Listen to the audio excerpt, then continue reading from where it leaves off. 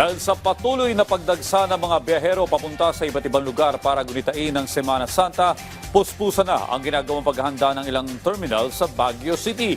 Yan ang ulat ni Jezreel Kate Lapisar ng PTV Cordillera.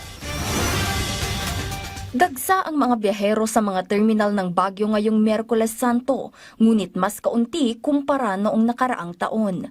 Puspusan pa rin ang paghahanda ng mga terminal upang masiguro ang maayos na biyahe. Nagbigay po ang LTFRB ng mga special permit at nakatulong po para matugunan namin yung mga kung dadagsa yung mga pasahero, mas may mga bus po kami nakaprepare. Maaga ring dumating ang mga pasahero upang hindi mahuli sa biyahe, katulad ni Aling Yolanda na may hinahabol na flight.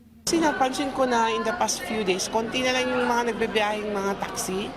Kaya dahil siguro sa pagtaas ng gasolina, kaya sabi ko sa mga pamangkin ko, pwede bang maaga tayo, 7 a.m., hindi bali nang maghintay doon kaysa naman matagalan tayong maghintay ng taxi.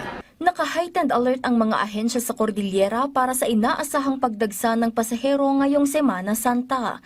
Pinaigting ang seguridad sa mga terminal at transport hubs upang matiyak ang kaligtasan.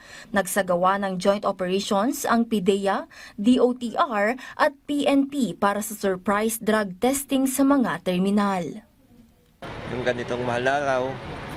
Dito kasi yung mga time na mostly vulnerable yung mga drivers natin. And ito din yung mga time na madami tayong mga passengers.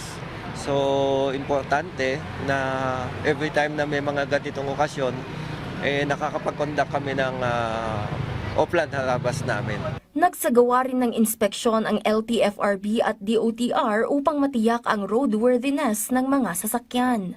Kailangan natin yung pasahero, kailangang makarating sila sa kanilang destination na maayos at yun ay nakasalalay doon sa fitness ng driver. Nag-deploy ng mga personnel ang pulisya sa mga kalsada, terminal at tourism sites para sa seguridad.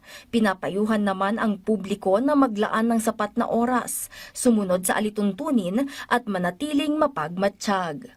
Jezreel Kate Lapisar para sa Pambansang TV sa Bagong Pilipinas.